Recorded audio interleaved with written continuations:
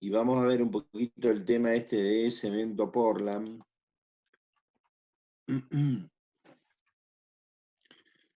En donde, bueno, nos encontramos con un aglomerante más, pero que en realidad no es uno más. Tiene su particular importancia, por eso le vamos a dedicar un espacio especial a este aglomerante. El cemento Portland, nosotros ya hemos estado viendo los demás aglomerantes y hemos visto las cales, y hemos visto que las cales se obtenían a partir de, o como materia prima, la piedra caliza, una piedra extraída de un yacimiento, la roca, y arcilla, que también es de un yacimiento, pero es más superficial.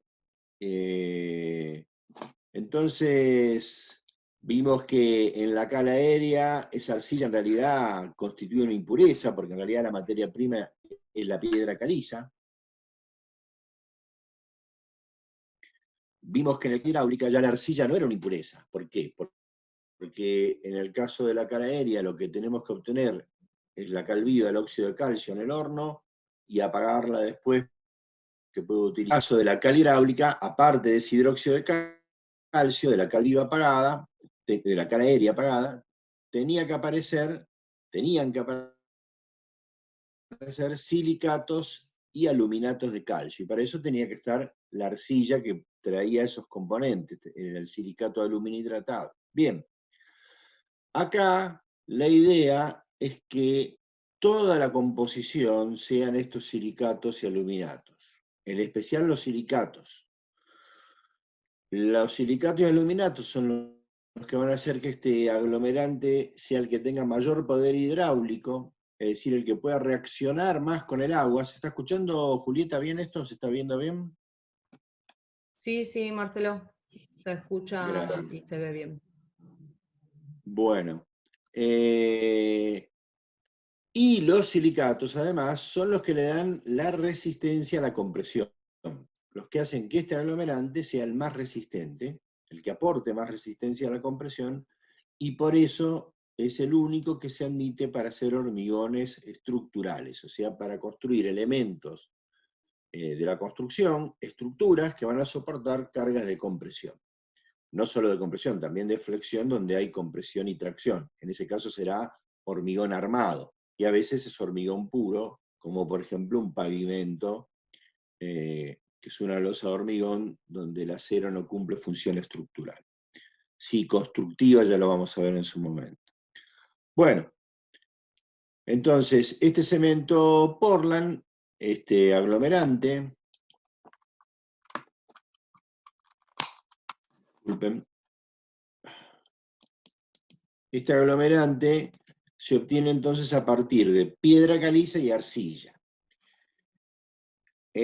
Cuando hablábamos de la cal hidráulica decíamos que tenía que tener en su materia prima hasta un 21,2% de arcilla. ¿Por qué? Porque ese 21,2% sería el valor teórico con el cual sería la cantidad suficiente de sílice y alúmina para que todo el óxido de calcio libre que surge de la piedra, del carbonato de calcio y de la piedra caliza, se combine. En realidad no es así.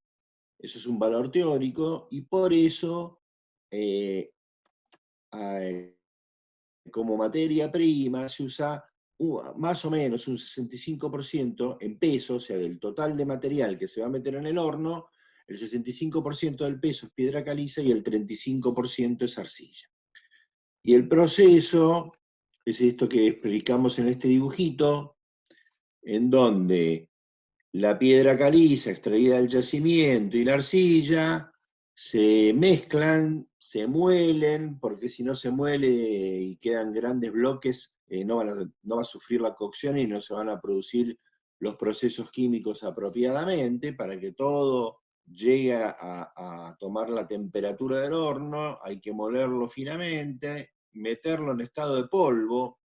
Después le voy a hacer un comentario adicional que no aparece acá porque no tiene mucho sentido, simplemente para que ustedes lo sepan, Los hornos estos son grandes cilindros, tienen como 100 y pico de metros de largo, unos 5 o 6 metros de diámetro, y ese cilindro está rodando sobre unos cojinetes, sobre unas rodaduras, como si fueran grandes rulemanes, y girando. Y en el extremo final del horno están los quemadores. La temperatura máxima se alcanza en el extremo final, y el horno tiene una inclinación que acá está exagerada, pero que es de más o menos un 7%. Eso permite que el horno va girando y el material va cayendo y avanzando hacia la parte inferior del horno, la parte que está más baja, que es donde se alcanzan los 1500 grados centígrados necesarios para obtener la fabricación, para tener una buena fabricación del cemento. Bueno, se produce dentro de ese horno todos los cambios que enseguida vamos a ver, y cuando llega acá, una cuarta parte, el 25% del total del material, alcanzó estado de fusión, ya está fundido. El resto sigue en estado sólido. Va saliendo el material del horno, y chorros de aire que se le van lanzando lo enfrían rápidamente, bruscamente. Y entonces se enfría y se solidifica lo que todavía es lo que estaba en fusión. Ya vamos a ver que ese enfriamiento rápido tiene un efecto y una causa en ese material que se solidifica. Y ese producto que sale son unas esferitas de unos 2 centímetros de diámetro, verde grisáceas, que se denominan clinker. Cuando estamos ahí en la facultad, traemos del laboratorio unas botellas, unos frascos, donde tenemos muestras de piedra caliza, de arcilla en estado de roca, que es como por ahí se usa acá, no de suelo, y de clinker. Cada vez tenemos menos porque se ve que lo van manoteando a medida que lo vamos pasando. Entonces, este año conservamos la cantidad de clinker este año. Bien, no me lo pude traer a casa, no tuve tanta previsión como para traerme el clinker a casa para mostrárselo por la compu. Bueno, este clinker son esferitas así que hay que molerlo para convertirlo en el polvo para que se pueda producir la reacción de hidratación de eso. Cuando se mezcla con la hidratación es que cuando se mezcla con agua en los compuestos empiezan a producirse las reacciones de cristalización por ser un aglomerante hidráulico.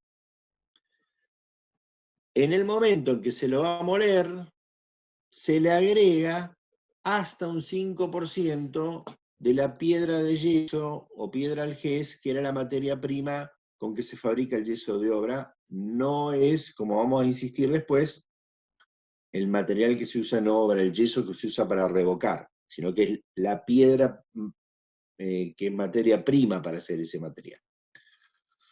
Bueno, se mezclan esto y ahora sí se muelen, y eso es el cemento Portland, que acá le estamos haciendo propaganda a una marca, por ahí la más conocida en nuestro mercado, pero hay muchas marcas muy conocidas, que se vende no solo en bolsas, sino que también se vende a granel, cuando son, por ejemplo, cuando lo compra una planta elaboradora de hormigón, lo compra a granel, se lo traen en camiones, se cargan las tolvas, y de ahí directamente se lo usa para elaborar el hormigón.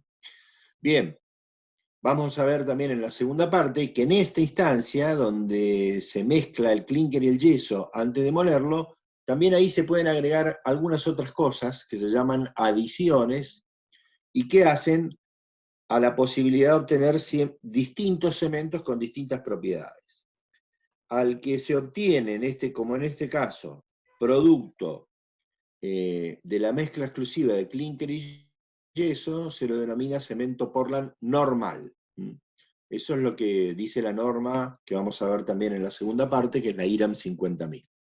Bueno, ¿qué pasa dentro del horno? ¿Cuáles son los procesos? Sí, Julieta. Discúlpame, ahí en el chat puse un link para el que quiera pueda entrar y ve lo que son las bolitas de clinker, como recién estabas detallando.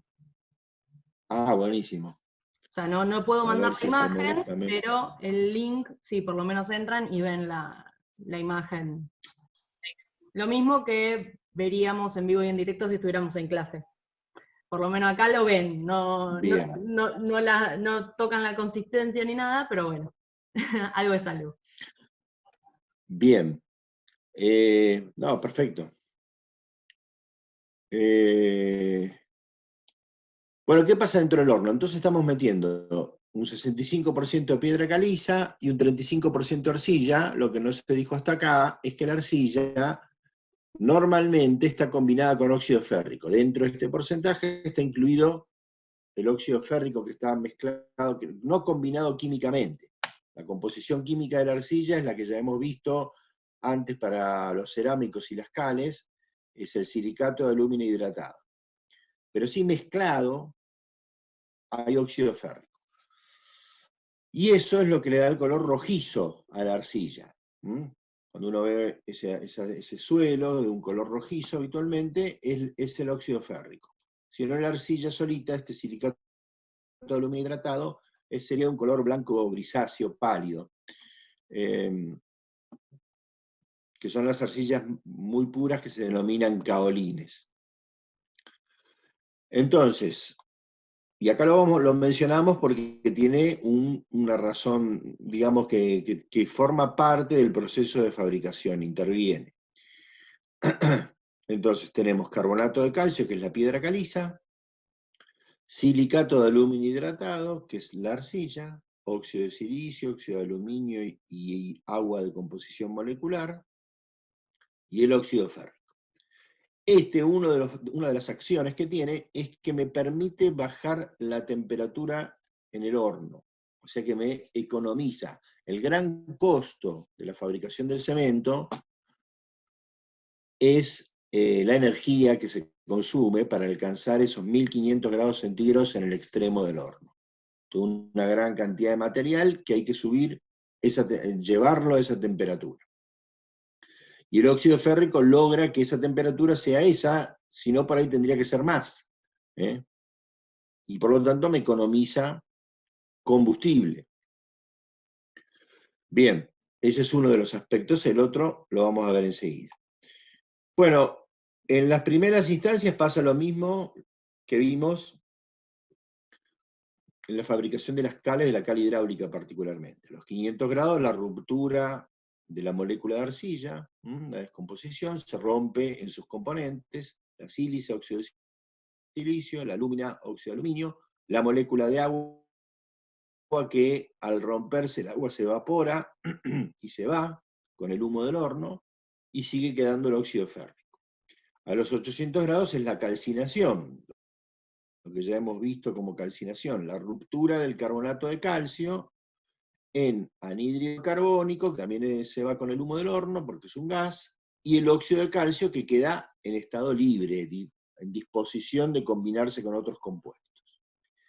Ya vamos a ver también al final que puede ser que acá, eventualmente, no es deseable, pero puede ser que en el yacimiento donde está la piedra caliza haya otro mineral que se llama dolomita.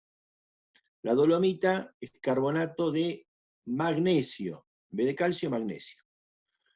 Y sufriría este mismo proceso si estuviera, se separaría en dióxido de carbono, que también se iría, y me quedaría un óxido de magnesio, y ese no se combina con nada. Tal como se libera acá, así aparecería y en el cemento que se va a elaborar con ese clínica. Después vamos a volver sobre eso al final de todo. Bueno, entonces, esperen que voy a correr esto un cachito. El óxido de calcio, este que quedó libre, se empieza a combinar con los otros óxidos, ¿sí? Con la sílice, con la alúmina, con el óxido férrico, y ya se empiezan a formar en esta combinación de óxido de calcio y sílice los primeros silicatos, a los 1000 grados. Estos primeros silicatos que se empiezan a formar a los 1000 grados no son estables, no es un silicato que va a aparecer en el final del proceso, sino que se van a ir transformando. A los 1200 grados, que sería lo que sigue, perdón, a los 1200 grados, ahí sí aparece el primer silicato estable, que es el silicato dicálcico o bicálcico con B larga, cualquiera de las dos formas es válida, que significa que tengo una molécula de óxido de silicio, de sílice, y 2, por eso el BiO-Di, de óxido de calcio. Esa es la fórmula química del silicato dicálcico. Se usa en la tecnología del cemento, en este estudio, o en la fase de producción del cemento, se usa este símbolo para representar este compuesto, que es un símbolo, no es una fórmula química, porque en química ese es azufre, y acá no hay azufre, ¿sí? Sino que esto es, y C es carbono, que tampoco aparece el carbono acá. Entonces, esto es un símbolo, SC2. La fórmula química es esta, que está acá, sílice y 2 moléculas de óxido de calcio. Más adelante en el horno, a los 1300 grados, seguimos bajando en el horno, se forma silicato tricálcico. Similar a este, pero con 3 moléculas de óxido de calcio. Y el símbolo, con igual criterio, es SC3. Y luego se forman los otros 2 compuestos básicos del cemento Portland y del clinker con el cual se elabora este cemento, que son el aluminato tricálcico, alúmina y 3 moléculas de óxido de calcio, símbolo AC3, y el ferroaluminato tetracálcico, óxido férrico, alúmina y 4 moléculas de óxido de calcio, símbolo F de óxido férrico, A de alúmina, C de óxido de calcio, representa el óxido de calcio, 4, porque son 3 moléculas de óxido de calcio. Fíjense que si bien nosotros no le exigimos que ustedes sepan estas fórmulas y demás, tampoco son tan complejas. Conociendo, recordando el nombre, uno se da cuenta, silicato dicálcico es 1 de sílice y 2 de óxido de calcio, tricálcico. 1 de sílice y 3 de óxido de calcio. Aluminato tricálcico es el óxido de aluminio y 3 de óxido de calcio. Ferroaluminato tetracálcico. Aparece el óxido férrico, la alúmina y 4 de óxido de calcio. No es tan difícil recordar estas expresiones, aunque nosotros no se lo pedimos. Bueno, a los 1500 grados es cuando se termina el proceso, se terminan de formar totalmente todos los compuestos, parte está en fusión, sale del horno con ese enfriamiento brusco, y no tiene que quedar más de un 1% de óxido de calcio libre. O sea, el óxido de calcio, ese que se liberó en la calcinación, este que se liberó acá, a los 800 grados, bueno, de ese no tiene que quedar más de un 1%. ¿Esto qué quiere decir? Que lo que yo logré, o lo que busqué lograr en esa fabricación, el fabricante de cemento, lo que trata de hacer, es que todo ese óxido de calcio libre se combine en la forma máxima posible con la sílice y con la alúmina, especialmente con sílice, porque como vamos a ver enseguida, de esos 4 compuestos, los que nos dan las propiedades más deseables, especialmente la resistencia a la compresión, son los silicatos. Entonces, el objetivo es fabricar un cemento con la mayor cantidad de silicatos posibles. Eso se logra poniendo la proporción de arcilla que hay que poner, pero más que nada,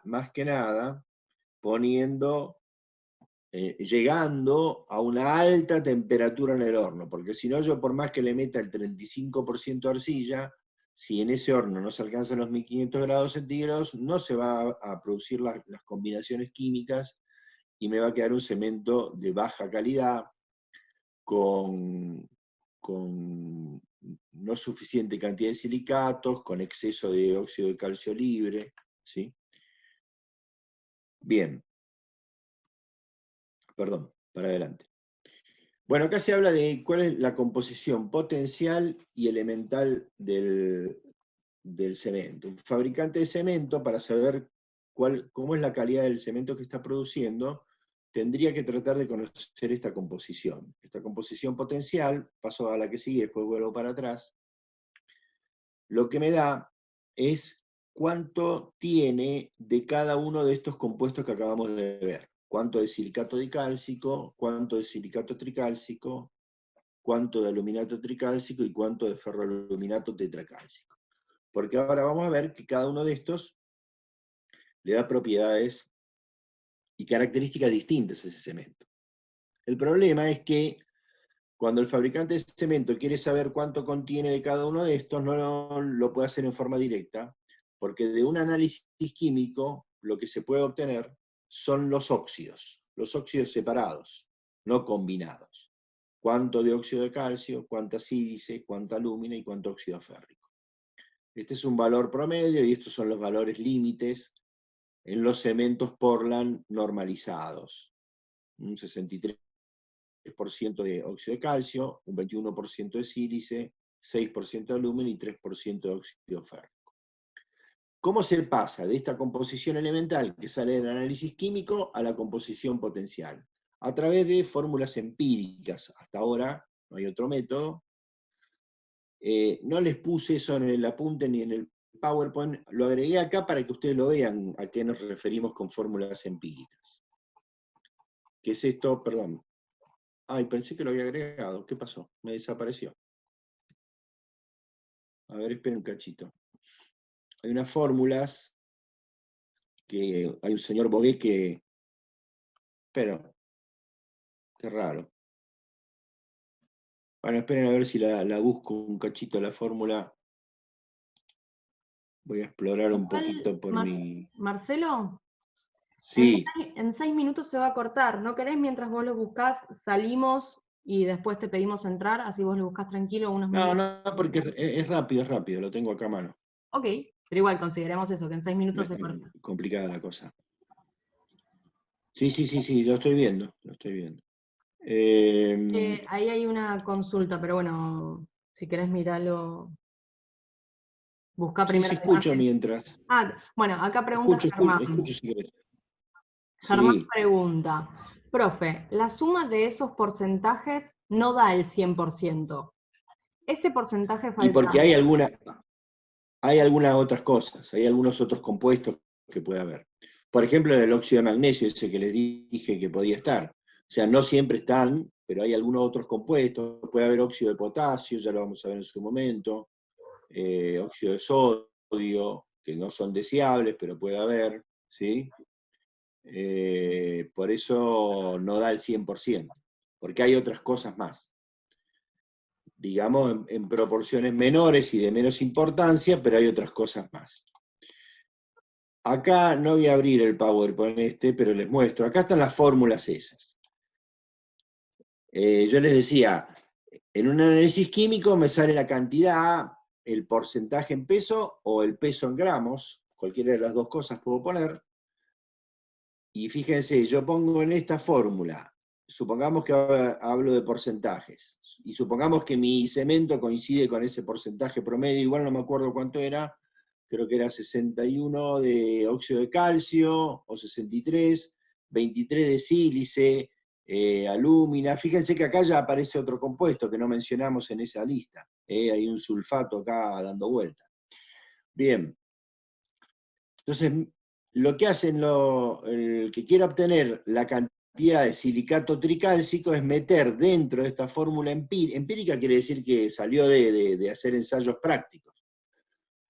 Meter dentro de esta formulita esos porcentajes multiplicados por estos coeficientes, fíjense que son bastante particulares, los que no son exactos. Y dentro de esta expresión algebraica le va a salir el porcentaje de silicato tricálcico, acá está invertida la expresión, debe ser por el origen inglés de cómo está expresada la fórmula. Y lo mismo con el silicato bicálcico, el aluminato tricálcico y el ferroaluminato tetracálcico. Así se usan las fórmulas empíricas. La más conocida o las más conocidas son las de este señor Bogué. Bueno, era eso más que nada, les quería mostrar para que vean a qué nos referíamos con eso de la fórmula empírica. Vuelvo a nuestro PowerPoint.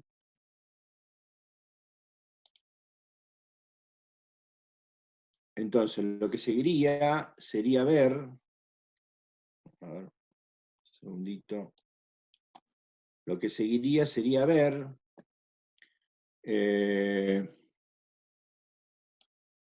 las características o las propiedades que cada uno de estos compuestos le da a nuestro cemento. ¿Qué propiedades vamos a analizar? Vamos a analizar la velocidad de hidratación. La hidratación es el proceso químico cuando el cemento, cuando este clinker ya esté molido con el yeso y demás, y sea el cemento Portland, lo voy a mezclar con agua y con piedra y con arena para hacer un hormigón, por ejemplo, y ahí se empieza a producir la hidratación de cada uno de estos compuestos, que es el proceso que permite el fragüe. Se van cristalizando, formando cristales, que después lo vamos a ver con más detalle en la segunda parte.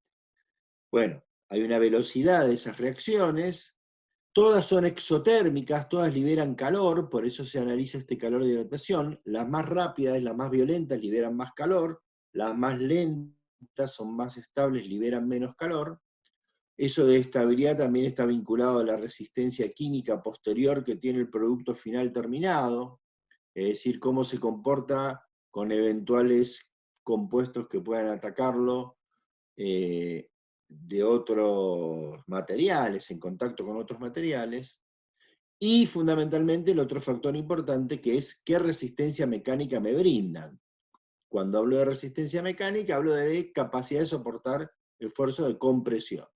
Inicial, en corto plazo y a largo plazo. Bien, entonces estábamos que íbamos a ver las propiedades que cada uno de los 4 principales compuestos le dan al cemento Portland. Arrancando con el silicato tricálcico.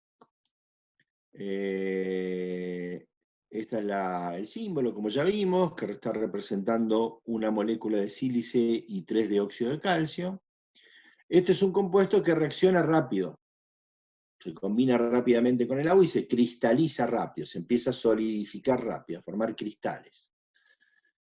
Como les dije, cuando la reacción es rápida, en general también es más exotérmica, así que tiene un alto calor de hidratación. Fíjense que estos son calorías por gramo, o sea, cada gramito de silicato tricálcico, en su reacción completa, la cual no se produce instantáneamente, sino que vamos a ver que la mayor proporción de la reacción se va a producir en los primeros 28 días. Digamos que en los 28 días podríamos casi considerar que este compuesto, 1 gramo, piensen en un gramito del material, libera 120 calorías, lo cual es bastante. Una estufa que calefacciona un ambiente más o menos, un dormitorio grande, de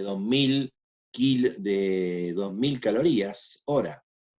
Así que son 2 kilos de esto en su reacción completa. Tiene una resistencia química aceptable. En realidad el único que va a tener una resistencia química preocupante es el aluminato tricálcico. Y como es el que cristaliza rápido, y uno de los dos que da resistencia porque es un silicato, es el responsable de la resistencia inicial del cemento Portland, y por lo tanto del hormigón que yo elabore con ese cemento. Esa es la gran importancia que tiene la presencia de este compuesto. Ya lo vamos a ver cuando veamos las curvas ahora de resistencia. A largo plazo es baja. La curva se achata y ya no sigue casi aumentando la resistencia pasados esos 28 días. Bueno, esto es un poco un resumen de lo que acabamos de decir. Así que no lo sigo. El que sigue es el silicato bicálcico o dicálcico. La expresión estaba significando S, una molécula de sílice, de óxido de silicio, y C2, 2 de óxido de calcio. Y este, al revés que el tricálcico, reacciona lentamente, es una reacción química de hidratación más lenta, más estable, por lo tanto va liberando lentamente mucho menos calor de hidratación, la mitad que la anterior. Sigue siendo siempre exotérmica, pero con mucho menos intensidad. Y como va cristalizando de a poco, no aporta resistencia al principio, pero sí es el responsable de la resistencia del cemento y del hormigón de cemento Portland a largo plazo. Por eso hablamos de que muchos años después de que se elaboró ese hormigón, se puede llegar a comprobar que sigue subiendo la resistencia del mismo. Sigue aumentando. 30, 40 años después, sigue aumentando la resistencia del hormigón. Es a causa de la acción de este compuesto. Acá viene el que es un poquito el malo de la película, aunque por supuesto es un compuesto también necesario, y que es el aluminato tricálcico. La A es óxido de aluminio, alúmina, y C3, 3 moléculas de óxido de calcio, AC3. Este reacciona muy rápido, violentamente, casi instantáneo. Por eso libera mucho calor de hidratación, es muy exotérmica la reacción, aporte de resistencia no tiene, y, como vamos a ver, tiene algunos problemas de que es reactivo con algunos compuestos que puede haber en el ambiente, sulfatos que puede haber en el suelo o en el agua, y cuando uno hace un hormigón que está en contacto con ese suelo, un cimiento, o con el agua también en un cimiento, o un fluido, un desagüe y un conducto que lleva ese desagüe, bueno, ahí puede tener problemas el hormigón si no está controlada la presencia de este compuesto. ¿Qué aporta entonces? ¿O cuál es la función que cumple? Más allá de que se forma porque se tiene que formar por la combinación química que hay en el horno, pero es el responsable del proceso de fraude. Esta reacción tan rápida, esta cristalización tan rápida, hace que el material, la masa en general de la pasta de cemento y del hormigón que estoy elaborando con ello, solidifique. A nuestros sentidos la percibamos sólida. Tiro el hormigón en una losa y al otro día puedo caminar arriba. Está sólido, fraguó. En cuestión de 6, 7 horas ese hormigón pasó totalmente de estado de pasta a estado sólido, por lo menos desde el punto de vista de la percepción sensorial. No tiene resistencia suficiente, sigue siendo un material sin suficiente resistencia. Yo agarro un pedazo de hierro, del hierro que usé para hacer el hormigón armado, y lo clavo en el hormigón, lo voy a poder clavar con facilidad. Imagínense si yo le quiero meter eso a una losa que está hormigonada hace, no sé, 6 meses, o 2 años. No lo puedo hacer. Ahí todavía lo puedo hacer. Y también, o sea, no tiene resistencia. Ahora, no puedo tampoco admitir que ese fraude se produzca instante como es lo que pasa con el aluminato tricálcico. Si yo analicé fraudes, en vez de durar, empezar más o menos a las 3 horas y terminar a las 6, 7 horas, como pasa con los cementos habituales de nuestro mercado, se produciría en pocos minutos. Con lo cual, ni siquiera puedo terminar de mezclar el hormigón. Mucho menos llevarlo, transportarlo de una planta elaboradora a una obra, que por ahí tengo 1 hora y pico, 2 horas de viaje, y tampoco volcarlo en los moldes. ¿Por qué? Porque si hiciera eso estaría rompiendo los cristales que ya se formaron, y por supuesto eso no sirve, porque le estaría quitando la resistencia al material. Entonces lo que se hace es buscar controlar, reducir esa tan violenta reacción, y para eso es que se agrega el yeso al clínker antes de la molienda. Después lo vamos a ver bien explicado adelante. Y me queda el ferroaluminato tetracálcico. Óxido férrico es la F, óxido de aluminio, alúmina la A, y 4 moléculas de óxido de calcio es el C4. Este también se hidrata muy rápido, no tanto como el aluminato tricálcico, pero también es rápido, libera calor de hidratación considerable y no tiene problemas químicos. Esto de que negativo, en realidad en algún momento tendríamos que sacarlo, siempre me acuerdo cuando ya está puesto, pero porque en realidad lo que está expresando esto es que la presencia de, que en realidad es uno de los beneficios del ferroaluminato tetracálcico, reduce la cantidad de aluminato tricálcico. Como aluminato tricálcico, a pesar de que aporta baja resistencia, aporta más que el ferroaluminato, por eso aparece esto como negativo. Pero en realidad no es negativo, es una bajo aporte de resistencia. Entonces, ese óxido férrico que aparecía combinado con la arcilla en la materia prima cuando lo meto en el horno, que dijimos que tenía dos funciones. Una era la de ser fundente, la de bajar la temperatura en el horno y economizar el proceso por menor consumo de energía. Y la otra es que si no apareciera este compuesto, toda la lúmina iría a parar al otro compuesto anterior, al aluminato tricálcico. O sea, tendría más aluminato tricálcico. Si no tuviera óxido férrico, toda esta materia iría a formar este compuesto. De esta manera colaboro también con el control del fragua instantáneo del aluminato tricálcico porque me toma parte de la lúmina este compuesto que es el ferroaluminato tetracálcico. Y acá están las curvas que les decía. Resistencia a la compresión en función del tiempo. El que aporta la resistencia inicial es el silicato tricálcico, la curva roja. Fíjense que a los 7 días alcanza aproximadamente el 70% de su resistencia máxima y a los 28 días el 90% de su resistencia máxima. Después se va aplanando bruscamente y ya adquiere muy poquita resistencia. Entonces, fíjense, este dato de los 28 días es el que se toma para la resistencia de cálculo del hormigón cuando yo hago una estructura de hormigón. Cuando yo voy a hacer el cálculo, digo, tengo un hormigón H30. Estoy suponiendo que a los 28 días, cuando yo elabore probetas con ese hormigón y las ensaye a la compresión para ver si salió el material como tenía que salir, el 95% de las probetas tienen que romper a por lo menos 30 megapascales o 300 kilos por centímetro cuadrado. Esa es la definición de un H30. Y tomo como parámetro los 28 días. Quiere decir que esa resistencia que estoy tomando para el cálculo está basada en la que me aporta el silicato tricálcico al inicio. ¿Sí? De ahí sale lo de los 28 días. El otro silicato, al revés, adquiere muy poquito rápidamente resistencia. Este cambio de curvatura, esta inflexión en realidad está más adelante, estaría por acá, más adelante en el tiempo, y sería menos brusca, ¿no? La curva. Si ven en el apunte van a ver una curva más parecida a la real.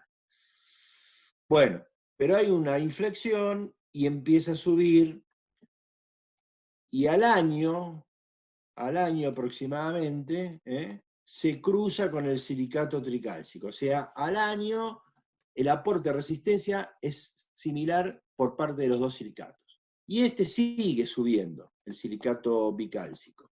Sigue subiendo. En algún momento va a volver a aplanarse, ¿sí? Pero muchos años después. Por eso es que el hormigón sigue aumentando su resistencia en mucho tiempo. Muy lentamente y muy poquito, no es que aumenta muchísimo la resistencia, pero sigue aumentando. El aluminato tricálcico aporta poca resistencia, pero sí, fíjense, muy violenta, por eso es casi recta, una pendiente muy elevada al inicio, porque reacciona todo lo que aporta, lo aporta de entrada, porque se cristaliza todo de entrada. Y el ferroaluminato también bastante rápido, no tanto como el otro, y aporta también poca resistencia. Marcelo, hay una consulta. Sí. Alejo pregunta, entonces, ¿al año la resistencia se podría decir que es el doble o no se sumarían en realidad? No, en realidad la resistencia, fíjense que si yo dije que tengo acá un H30, es porque este silicato alcanzó esa resistencia al año, ¿sí? Lo que podríamos decir es que mayor parte del material alcanza ese nivel de resistencia, ¿sí? No es que el hormigón pasó de 300 kilos por centímetro cuadrado a 600, ¿sí? Y No es que otra duplica consulta. sí. Nicolás pregunta, entonces, en caso de que el ensayo no dé 30 megapascales, ¿se podría esperar un lapso de tiempo extra para que el mismo esté en función, considerando que sigue aumentando su resistencia? Y, como les decía recién, no es que va a subir tanta la resistencia. Digamos que si estoy ahí muy cerquita, podría ser una opción, pero en general no ese es el camino que se usa para resolver el problema. En primer lugar, hay que ver cuánto menos da ese hormigón. Porque si el hormigón en vez de dar H30, en vez de alcanzar 300, alcanza 260, 270, es muy probable que pueda cumplir su función igual, porque se trabaja con coeficientes de seguridad elevados. Si da mucho menos, ¿qué pasa? Que en realidad, por más que espere, no voy a alcanzar la resistencia que yo usé de cálculo. Y entonces tengo que recurrir a otro tipo de solución, o reforzar la estructura, o ponerle menos carga, o en casos extremos tendré que demoler y rehacer, pero se buscan en general otras metodologías cuando la falla es importante. Cuando la falla es menor, no afecta mucho y efectivamente, realmente, digamos que algo más que aporta la tranquilidad es que a largo plazo todo va a mejorar, va a mejorar la resistencia al material. Pero en general no es una solución cuando hay un problema. No sé si contesté con eso la pregunta.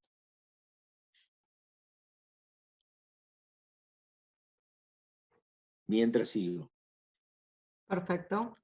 Pueden repreguntar, si no quedó claro, no hay problema.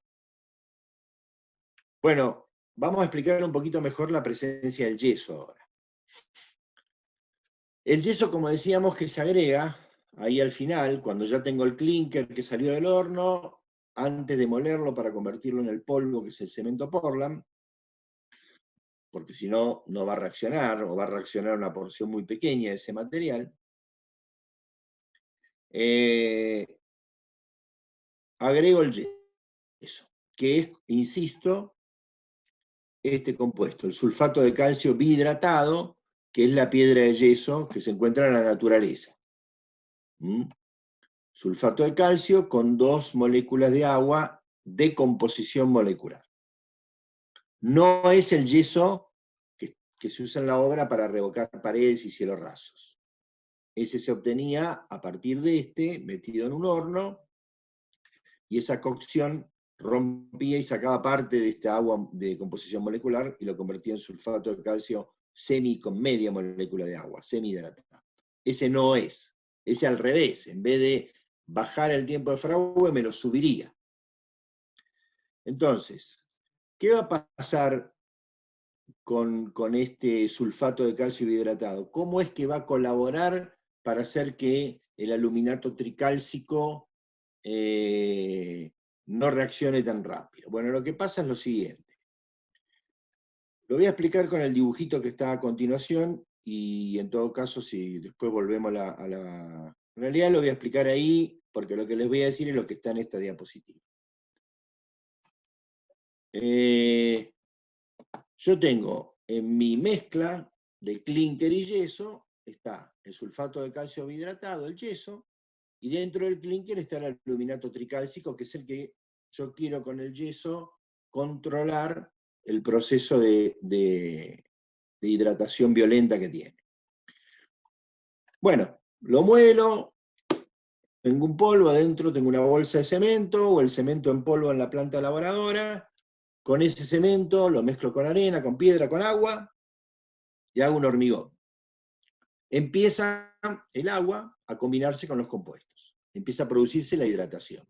En ese momento, el sulfato de calcio bihidratado de la piedra de yeso va liberando sulfatos, iones sulfatos. La combinación con agua tiene como efecto la liberación de iones sulfatos. Estos iones sulfatos, o sea, es el sulfato con unos radicales negativos, eso es el ion sulfato, se va a ir a combinar con una parte de este aluminato, que es la alúmina, con el óxido de aluminio. Supongamos que esto que está marroncito acá es la partícula de aluminato tricálcico. Entonces viene el ion sulfato y en la parte externa, en la superficie de esa partícula de aluminato tricálcico, se combina con la alúmina y produce unos compuestos que por eso se llaman sulfoaluminatos. Sulfo del ion sulfato, aluminato de la alúmina. Se combinan y forman los sulfoaluminatos. Estos sulfoaluminatos tienen dos efectos. Uno que no es bueno, que es nocivo, y es que es expansivo. Ahora, cuando se produce el sulfoaluminato como producto del ion sulfato que libera la piedra de yeso, que ex profeso el fabricante metió en la fabricación, ese efecto negativo está controlado, está ya considerado en el proceso, y no nos importa a nosotros, a los usuarios del cemento, ¿sí? Porque el fabricante agregó una proporción de yeso, que por eso no tiene que ser más del 5%, tal que el efecto nocivo no va a producir daño en el hormigón. Y prima el efecto positivo. ¿Cuál es el positivo en este caso? Que aparte de ser expansivos, son de baja permeabilidad los sulfoaluminatos. Entonces el agua que está empezando a combinarse con mis compuestos, en vez de entrar en contacto rápido con el aluminato tricálcico y que se produzca la reacción instantánea, penetra lentamente y la reacción no reacciona toda la masa, sino que va reaccionando más lentamente hasta que se va hidratando toda esa masa de aluminato tricálcico. De esa forma se controla el tiempo de hidratación del aluminato tricálcico y por lo tanto el tiempo de fragüe, ¿sí?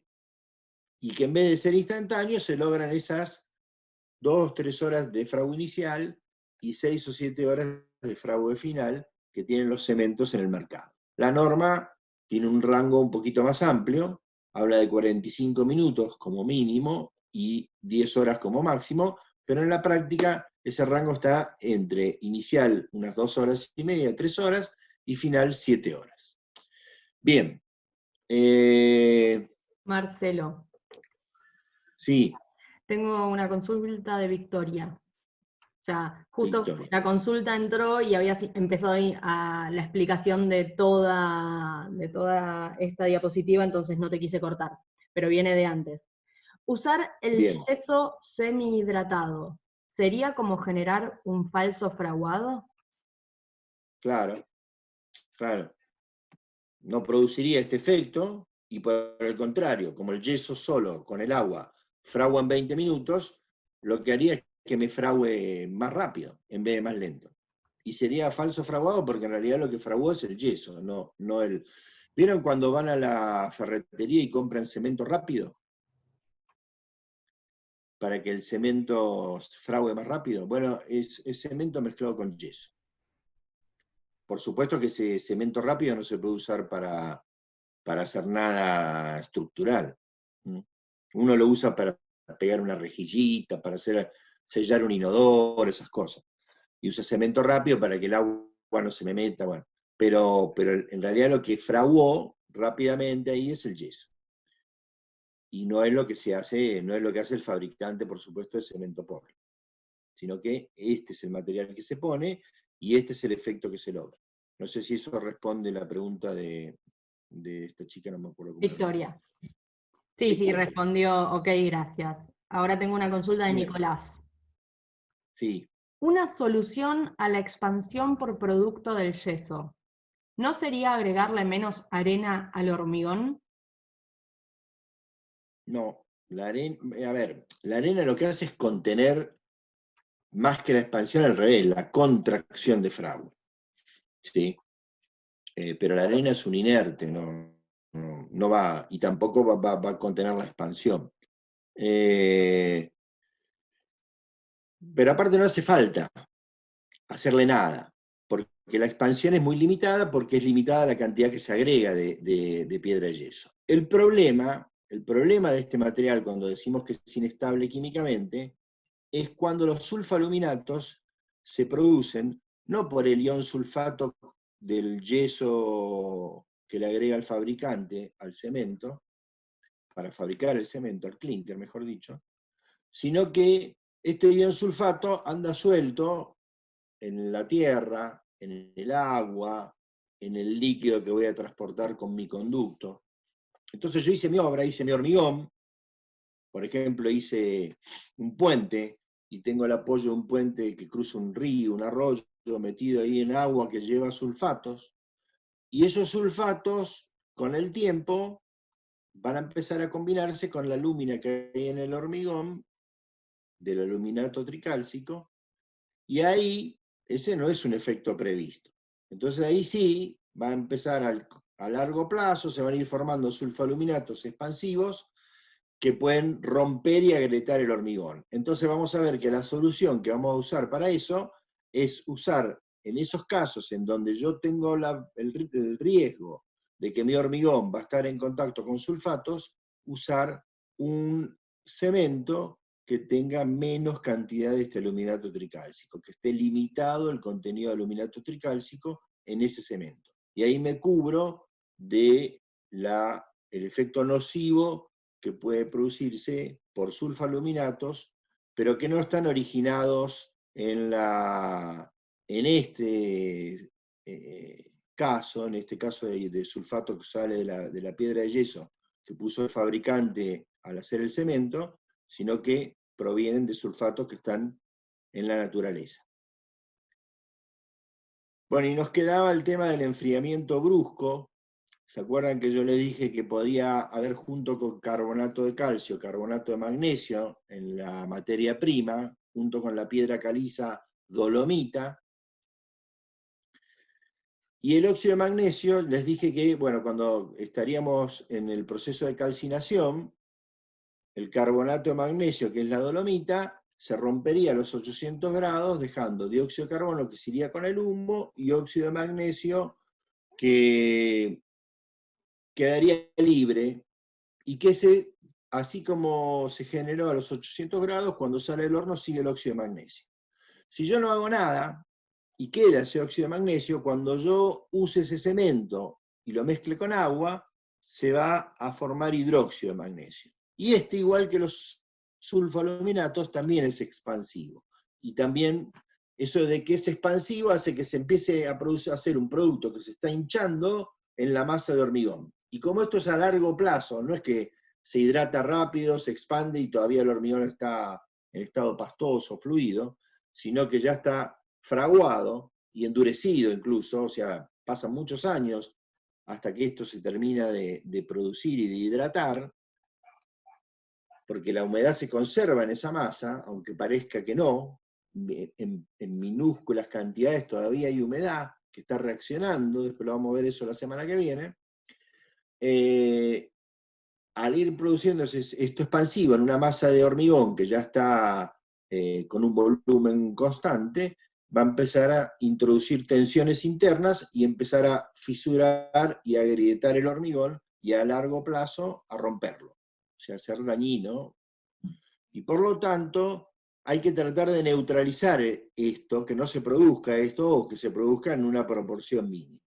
Para eso es el enfriamiento brusco. El enfriamiento brusco logra que parte del material ese que sale en estado de fusión, cuando se solidifique en forma vítrea. Vítrea quiere decir que es parecido a un vidrio. Un vidrio es neutro, no reacciona químicamente. Es como, imagínense que esa partícula nociva queda metida dentro de una bolita de vidrio. Si esa partícula no estaba metida dentro de esa bolita de vidrio, podría reaccionar con el ambiente. Por ejemplo, con el agua y formar hidróxido de magnesio. Como está metido dentro de esa bolita de vidrio, por más que llegue el agua, no llega el agua al producto. Ese es el efecto del enfriamiento brusco y la razón de ser del enfriamiento brusco en la formación del clínico. Bueno, y con esto terminamos con la primera parte de Cemento Portland.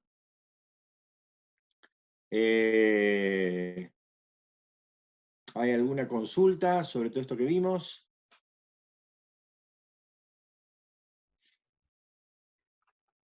Pareciera que no, Marcelo.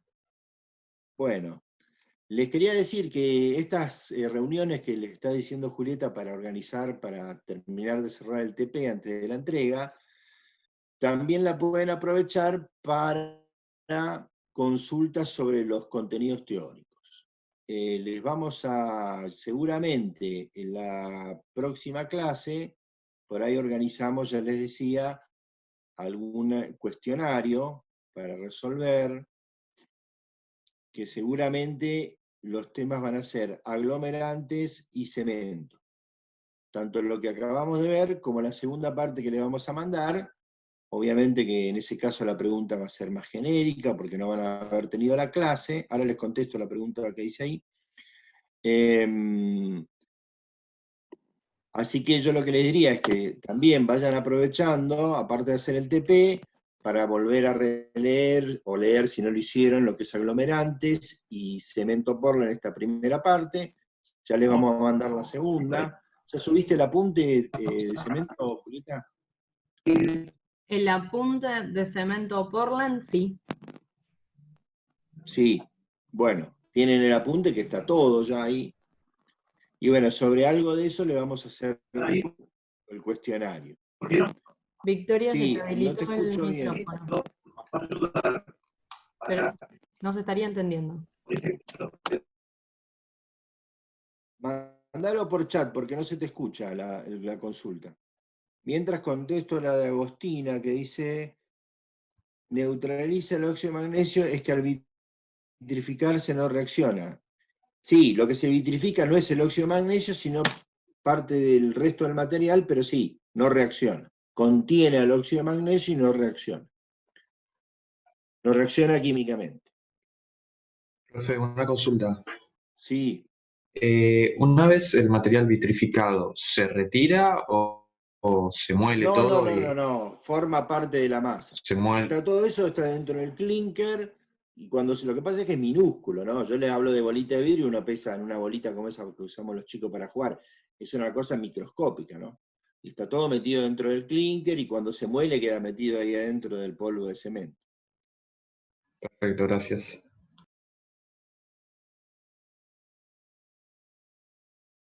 Pero queda en esa condición.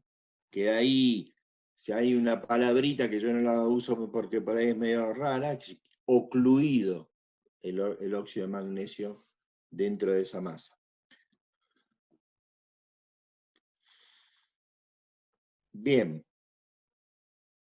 Recuerden que aparte las consultas las pueden hacer vía aula virtual, ahí en el SOS, en el foro, es un foro de consulta. Ustedes suben la pregunta, puede contestar cualquiera, no es que tienen solamente los profesores, por ahí alguien la tiene más clara, ustedes contesten y nosotros vamos recibiendo esa información y podemos ir respondiendo y viendo qué se entendió, qué no. Sí, traten de aprovecharlo eso. Hagan de cuenta que están hablando con un compañero y comparten dudas. Tal cual. Si hay algo no que... pongan comentarios sobre los docentes. No, eso sí. No. Fundamental, por Claro. esa parte no. Qué mal que salió en el video, qué sé yo. La conexión de internet de los guárdenlo profesores. para WhatsApp. Claro, la conexión de internet de Julieta es malísima, bueno, perdonen. Claro. Julieta, ¿por qué no pagará la conexión? Ella Claro. puede estar colgada del cable. Ay, lo peor que la pago y es muy cara. Lo peor es que es cara. Pero bueno, como... Bueno, gente, nos estamos cerrando, ya nos quedan 2 minutos. Si no hay más consultas, lo vamos a cerrar. No sé, Julieta, ¿vos querés agregar algo? Sí, dos cosas. Como verán, si estuviéramos en clase, nos divertimos igual así en clase, así que no sabemos si se están riendo en este momento, pero nosotros nos reímos y en clase por lo general... Nosotros por lo menos nos divertimos. Tal cual. Listo. Nos vemos la próxima. Buen fin de semana. Gracias, profe. Gracias. Chao, buen fin de. Gracias, igualmente.